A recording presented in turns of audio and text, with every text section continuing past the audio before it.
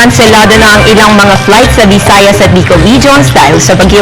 Kasama rito ang mga flights patungong Katiklan, Legazpi, Virac, Tacloban, Calibo at Masbate. Kabilang sa mga nakansela ng biyahe ay ang Cebu Pacific, Air Philippines at Zest Air. Para sa karagdagang impormasyon, maaaring i-check ang kanilang website, Facebook at Twitter account. At yan ang latest mula dito sa Pag-asa, DOST. Para sa Telebisyon ng Bayan, Neryo. Kinansela ang ilang biyahe ng eroplano ngayong araw dahil sa sama ng panahon.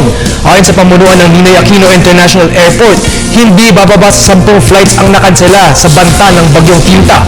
Kabilang dito ang Zest Air Flight Z2320 biyaheng Tacloban at Flight Z2260 papuntang Masbate at pabalik. Kinansela din ng Cebu Pacific ang ilang biyahe nito papuntang Catanduanes at Katiklan. Maaari namang bisita sa websites ng mga air companies o tumawag sa kanilang hotlines para sa iba pang canceled flights.